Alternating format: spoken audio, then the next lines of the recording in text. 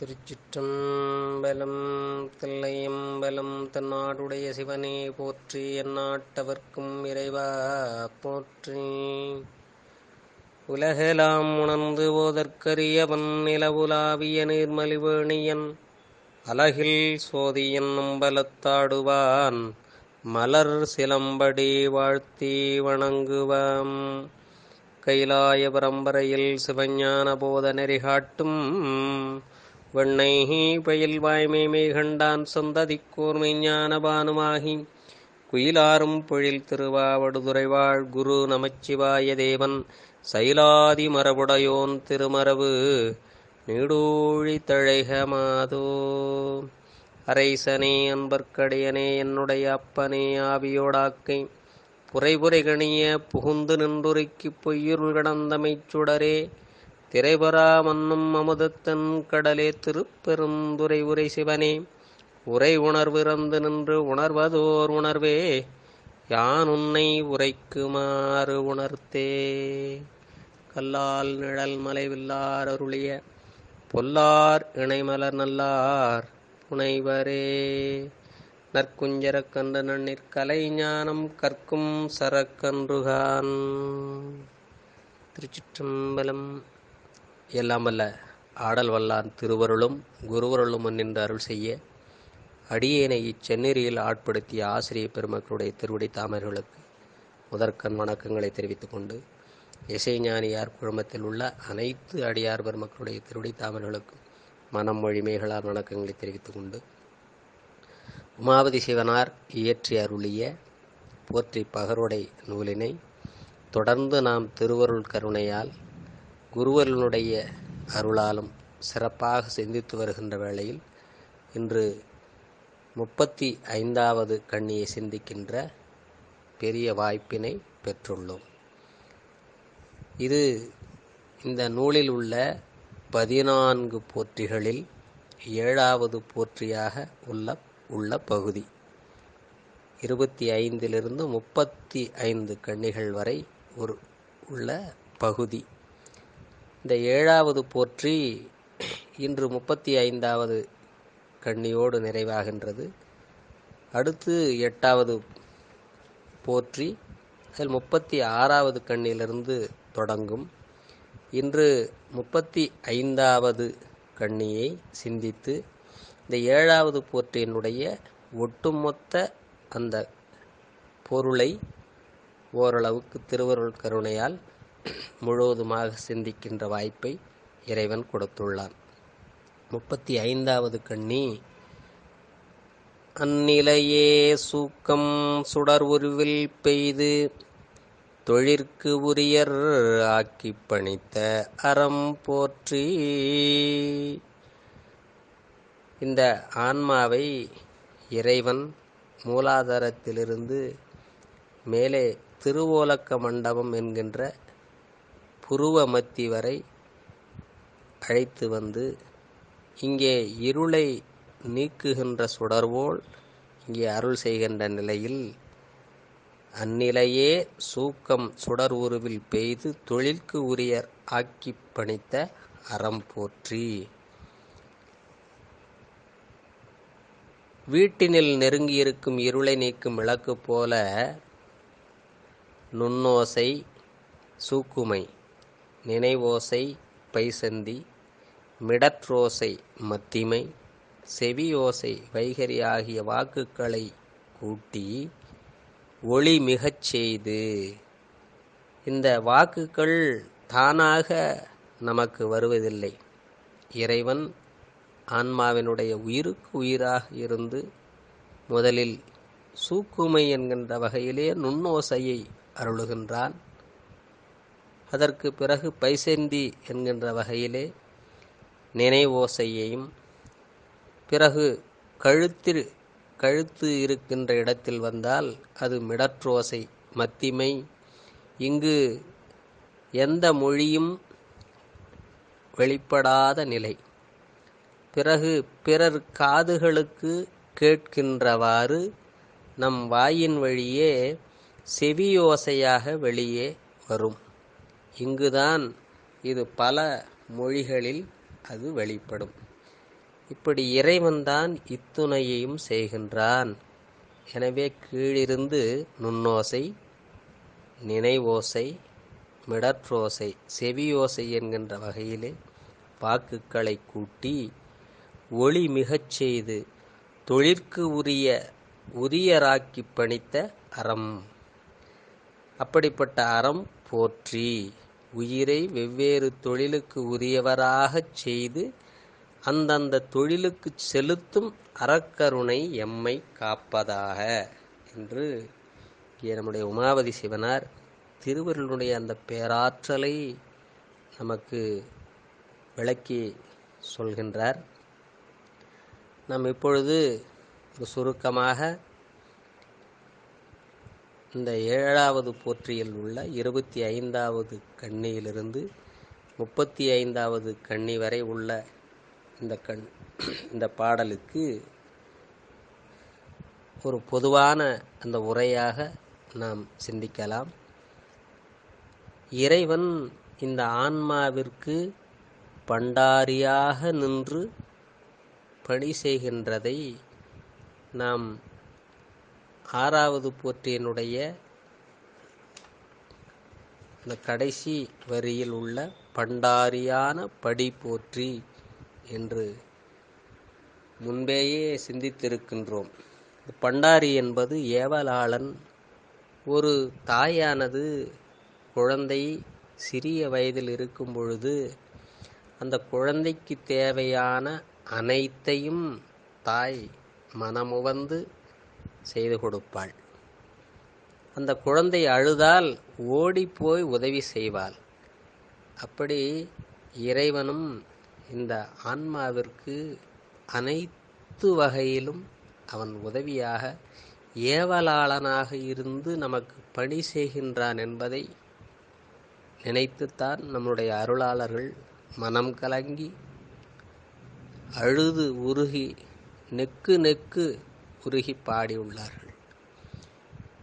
அப்படிப்பட்ட இறைவன் பண்டாரியாய் நின்று உயிர்களுக்கு அருள் செய்வது எவ்வாறு என்றால், இந்த உடம்பு ஒரு புழுக்குரம்பை, இதிலே நீங்காமல் புல்லிய புலால் நாற்றம் வீசுகின்ற தோல் போர்த்த புழுக்கூடான உடம்பு என்னும் பெரிய இந்த வீட்டிலே இது 5 பகுதிகளாக ஆக்கி மூலாதாரம், உந்தி, நெஞ்சு, கழுத்து, நெற்றி ஆகிய 5 வீட்டு பகுதியாக்கி அனாதியிலிருந்து பொருந்தியுள்ள உண்மையாக நிலை பெற்றுள்ள ஆணவ மறைப்பிலிருந்து ஒரு சிறிதும் நீங்காமல்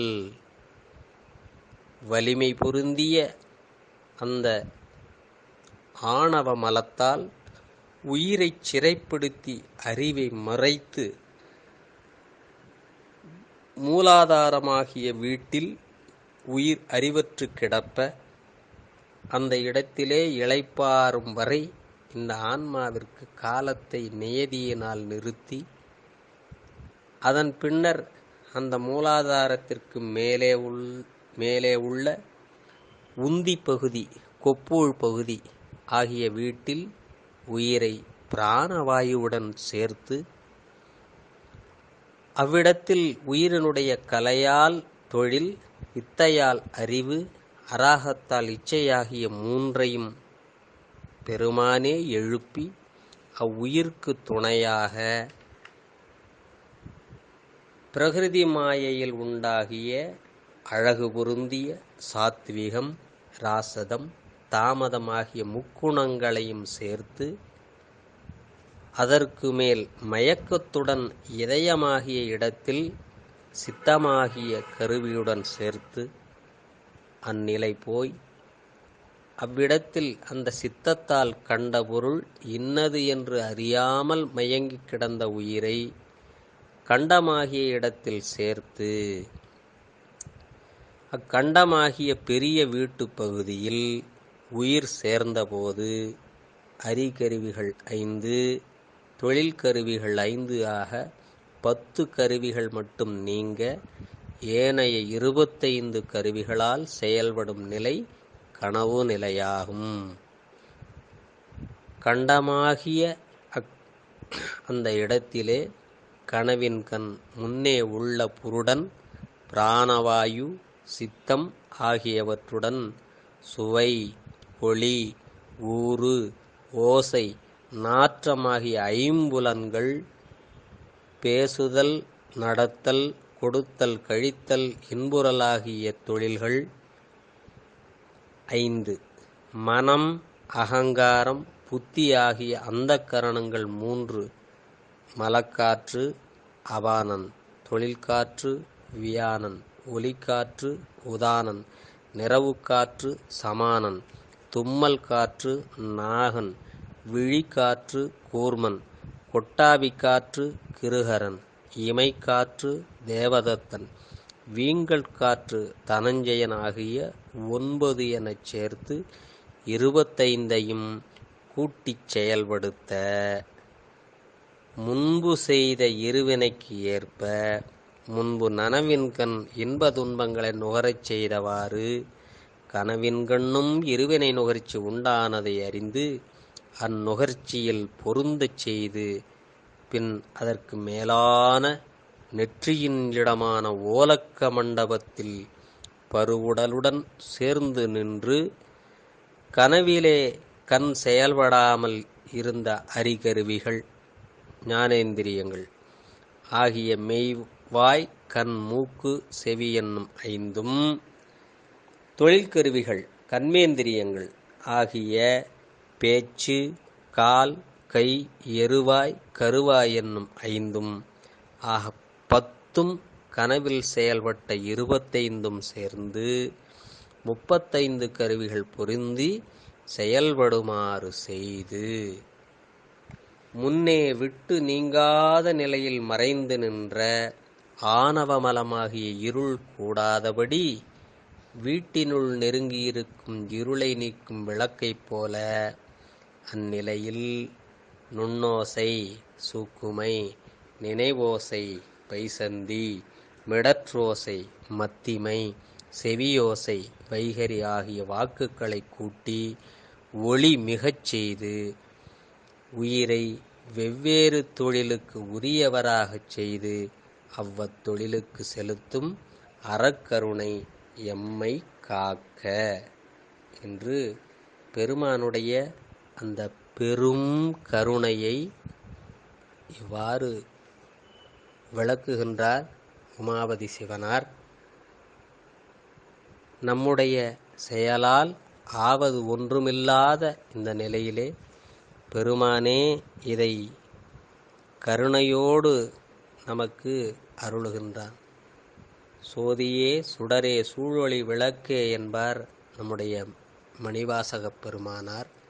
அப்படி நமக்கு சுடராகவும் சோதியாகவும் இருந்து நம்மை எல்லா வழியிலும் அவன் கருணையோடு காக்கின்றான்.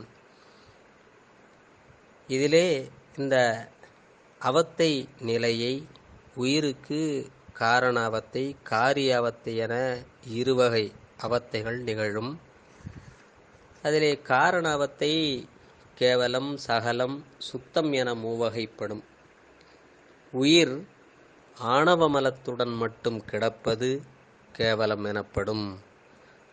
அனாதி ஆணவத்தோடு மாயை கன்மங்களும் சேர்ந்த நிலை சகலம் எனப்படும். ஆணவம் மாயை கன்மங்கள் ஒடுங்க உயிர் அருளுடன் சேர்ந்த நிலை சுத்தம் எனப்படும். காரிய அவத்தையாவது நனவு சாக்கிரம், கனவு சொப்பனம், உறக்கம் சுழுத்தி, பேருறக்கம் துரியம், உயிர்ப்படங்கள் துரியாதீதம் என 5 வகைப்படும். தத்துவங்கள் 36, தாத்துவிகங்கள் 60 ஆக 96 கருவிகள் உயிர் அறிவு விளங்க துணை செய்கின்றன. துணை செய்யும் கருவிகள் குறைய குறைய உயிர் அறிவு குறைந்து ஒடுங்குதலும், இந்த துணை செய்கின்ற கருவிகள் ஒன்று ஒன்றாக கூட கூட அறிவு சேர்ந்து விளங்குதலும் கணந்தோறும் மாறி மாறி நிகழ்ந்து கொண்டே இருக்கும். எனவே இது ஏதோ காலையில் ஒரு முறை மாலையில் ஒரு முறை அல்லாமல் தொடர்ந்து இது நிகழ்ந்து கொண்டே இருக்கின்ற அந்த நிலை. இந்த தத்துவங்களிலே அறிகருவிகள் 5, அவற்றின் புலன்கள் 5, தொழில் கருவி 5, அந்தக்கரணங்கள் 4, புருடன் 1, தாத்துவிகத்திலே தொழில் கருவிகளின் செயல்பாடுகள் 5, வாயுக்கள் 10 ஆக 35 அவத்தைகளில் குறைந்தும் கூடியும் செயல்படும். இதிலே இந்த மேலிருந்து கீழே இறங்கும் பொழுது முதல் நிலையான நனவு நிலை புருவ மத்தியிலே உயிர் இருக்கும். அப்பொழுது எந்தெந்த கருவிகள் செயல்படும் என்றால் அறிகருவிகள் 5, புலன்கள் 5, தொழில் கருவிகள் 5, அவற்றின் செயல்பாடுகள் 5, அந்தக்கரணம் 4, புருடன் 1, வாயு 10 ஆக 35 கருவிகள் புருவ மத்தியில் உயிர் இருக்கும் பொழுது செயல்படும். அதற்கு கீழே இறங்கும் பொழுது கண்டம் என்கின்ற இடத்திற்கு வரும்பொழுது அது கனவு நிலையாக நனவில் உள்ள அறிகருவிகள் 5, தொழில் கருவிகளாகிய 10 நீங்க ஏனைய 25 கருவிகள் செயல்படும். பிறகு நெஞ்சி இருக்கின்ற இடத்தில் வரும்பொழுது அது உறக்கத்தில் உயிர் கொஞ்சம் நெஞ்சில் இருக்கின்ற நிலை. இதிலே 25 கருவிகளில் 22 கருவிகள் நீங்க புருடன், சித்தம், பிராணவாயு ஆகிய 3 மட்டும் செயல்படும். அதன் பிறகு பேர் உறக்கம் என்கின்ற அந்த நிலை, இது நாபிக்கு நேராக உள்ள இடம். பேருறக்கத்திலே சித்தம் நீங்க புருடன், பிராணவாயு ஆகிய 2 மட்டும் செயல்படும். இப்பொழுது உயிர் நாபி இருக்கின்ற இடத்திலே இருக்கும். அதிலிருந்து கீழே இறங்கி மூலாதாரத்திற்கு செல்கின்ற நிலையில் உயிர்ப்படங்கள் என்று கூறப்படும். அந்த உயிர்ப்படங்களில் பிராணவாயுவும் நீங்க உயிராகிய புருடன் மூலாதாரத்திற்கு சென்று செயலற்று இருக்கும். இந்நிலை கீழாலவத்தை எனப்படும். சிறிது காலம் மூலாதாரத்திலே உயிர்ப்படங்களில் கிடந்த உயிர் இந்த மூலாதாரத்தில்தான் உயிர் சென்று சேர்ந்த பிறகு அது இடி இடித்தாலும் கேட்காத அளவிற்கு அது முழுமையாக ஒடுங்கி கிடக்கும். கனவு நிலையில் இருக்கும் பொழுது சிறிது எழுப்பினாலும் எழுந்துவிடும். உறக்கத்திற்கு சென்றால் இன்னும் கொஞ்சம் அதிகமாக அது ஒடுங்கி இருக்கும். பேருறக்க நிலையிலே நன்றாக அது ஒடுங்கி இருக்கின்ற நிலை. உயிர்ப்படங்களில் அது முழுமையாக ஒடுங்கி நிற்கும். இறைவனே எழுப்பினால் ஒழிய இந்த ஆன்மா எத்துணை அலாரம் அடித்தாலும் எழுந்திருக்க முடியாது. எனவே ஒவ்வொரு நாளும் நாம் உறங்குகின்ற வேளையில் நன்றாக உறங்கிய பிறகு பெருமான்தான் நம்மை எழுப்புகின்றான். எனவே அவனை அதனால்தான் போற்றி என் வாழ்முதலாகிய பொருளே என்று பெருமானை உருகி பாடுவார் நம்முடைய மணிவாசக பெருமானார். நாளும் அன்பர்கள் காலையில் எழுந்ததும் முதலில் பாட வேண்டிய பாடல் போற்றியன் வாழ்முதலாகிய பொருள். அப்படிப்பட்ட இறைவன்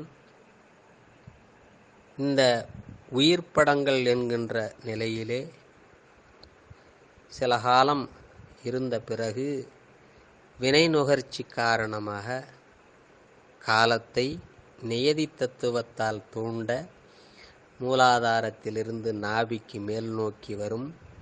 அப்பொழுது கீழ் இறங்கி வரும்போது நீங்கிய பிராணவாயு உயிருடன் வந்து சேரும்.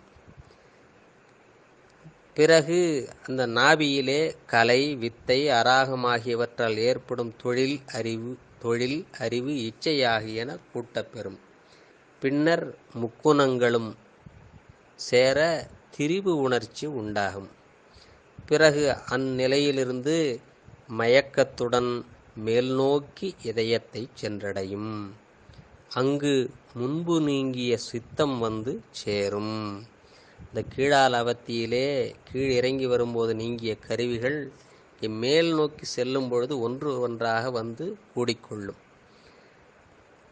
அங்கு சித்தம் வந்து சேர்ந்த பிறகும் அங்கு தான் கண்ட பொருள் என்னதென்று உயிர் தெளியாது. பிறகு உயிர் இங்கே நெஞ்சிலிருந்து கண்டத்திற்கு ஏறும். இந்த கனவு நிலையாகிய இந்த நிலையிலே அறிகருவிகள் 5, தொழில் கருவிகள் 5 ஆக 10 கருவிகள் நீங்க ஏனைய 25 கருவிகள் செயல்படும். உயிர் கனவு நிலையில் நுண்ணுடம்புடன் சேர்ந்து இன்ப துன்பங்களை நுகரும். அதன் பிறகு நெற்றியில் புருவ நடுவாகிய ஓலக்க மண்டபத்திற்கு உயிர் சென்று சேரும். முன் நீங்கிய எல்லா கருவிகளும் சேர்ந்து நனவில் பருவுடலில் செயல்பாடுகள் நடைபெறும். உயிர்ப்படங்களில் உண்டான ஆணவ மயக்கம் உயிரை மயக்காத வண்ணம் இருளை நீக்கும் விளக்கைப் போல உயிரில் வாக்குகள் 4ஐயும் இறைவன் கூட்டுவான். நனவில் உயிர்களை வெவ்வேறு தொழில்களில் வல்லவர்களாகச் செய்து அந்தந்த தொழிலில் செலுத்தும் இறைவன் அறக்கருணை இந்த உயிர்களாகிய நம்மை காப்பதாக என்று இங்கே உமாபதி சிவனார் அழகாக அருளியுள்ளார். இங்கே கடைசியாக நாம் சிந்தித்தது கீழால் அவத்தையையும் மேலால் அவத்தையையும் சிந்தித்தோம். கீழ் நோக்கி இறங்குதலும் பிறகு மேல் நோக்கி வருதலும் ஆகிய இந்த நிலையை சிவம் ஆன்மாக்களுடைய மல தேய்விற்காக பெருமான் அருளுகின்ற பெரும் கருணை. அப்படிப்பட்ட அந்த இறைவனுடைய அறக்கருணை நம்மை காப்பதாக என்று நம்முடைய உமாபதி சிவனார் அருளியுள்ளார். எனவே நாம் பெருமானுடைய அந்த பெரும் கருணை ஆன்மாக்களாகிய நம்மை இந்த ஆணவ மலத்தினுடைய பிடியிலிருந்து நீக்கி அவனுடைய பேரானந்த நிலையை நாமும் அனுபவிப்பதற்காக அவன் செய்கின்ற கைமாறு கருதாத அந்த கருணை இந்த நிலை. எனவே அவன் கைமாறு கருதாத கருணையாளனாக விளங்குகின்றான். அதனால்தான் மணிமொழியாரும் யாவர்க்கும் மேலாம் அளவிலாச் சீருடையான் யாவர்க்கும் கீழாம் அடியேனை யாவரும் பெற்றறியா இன்பத்துள் வைத்தாய்க்கு என் எம்பெருமான் மற்று அறியேன் செய்யும் வகை என்று கையை மேலே தூக்கி வணங்குகின்றாள். உனக்கு நன்றி சொல்ல வேண்டுமென்றால் அதற்கும் எனக்கு தகுதியில்லை இறைவனே. எல்லாவற்றையும் நீயே பண்டாரியாக இருந்து எனக்கு அருளும் பொழுது நான் என்ன சொல்வேன், எப்படி உன்னை வணங்குவேன் என்கின்ற வகையிலே அவனுக்கு எந்தவித கைமாறும் ஆன்மாக்களால் செய்ய இயலாது. ஒன்றே ஒன்று செய்யலாம். நாளும் அவனுக்கு தண்ணீர் ஊற்றி பூ வைத்து புண்ணியம் செய்வார்க்கு பூவுண்டு நீருண்டு என்ற வகையிலே அவனுடைய மந்திரமாகிய 5 எழுத்து மந்திரத்தை அன்போடு நாளும் ஓதி அவனை வழிபட்டு நாம் பெரும் பேறு பெறலாம். எனவே அன்பர்கள் அனைவரும் நாமும் நாளும் திருமுறைகளை பாடி அவனை வழிபாடு செய்து உய்வு பெறுவோம் என்று கூறி இந்த 7ஆம் போற்றியை இறைவனுடைய திருவருளும் குருவருளும் முன்னின்றருள் செய்ய நாம் 35வது கண்ணி வரை சிந்தித்திருக்கின்றோம். அடுத்து இது 7வது போற்றி நிறைவு. அடுத்து 8வது போற்றியில் 36, 37, 38 3 கண்ணிகள் தான் உள்ளன. எனவே நம் அடுத்த வகுப்பில் நம் அடுத்த கண்ணியை பெருமானுடைய பெரும் கருணையால் சிந்திப்போம். என்று கூறி வாழ்த்து. என்றும் இன்பம் பெருகு மேல்வினால் ஒன்று காதலித்து உள்ளமும் ஒங்கிட மன்றுளார் அடியார் அவர்வான் புகழ் நின்றது எங்கும் நிலவி உலகெலாம் வான்முகில் வளாது பெய்க மலிவளம் சுரக்க மன்னன் கொன்முறை அரசு செய்க குறைவிலாது உயிர்கள் வாழ்க நான்மறை அறங்கள் ஒங்க நற்றவம் வேள்வி மல்க மேன்மைகுள் செய்வ நீதி விளங்குக உலகமெல்லாம். தென்னாடுடைய சிவனே போற்றி, எந்நாட்டவர்க்கும் இறைவா போற்றி, ஏகம்பத்துரைந்தாய் போற்றி, வாகம் பெண்ணுருவானாய் போற்றி, காவாய் கனகத்திரளே போற்றி, கைலை மலையானே போற்றி போற்றி. திருச்சிற்றம்பலம்.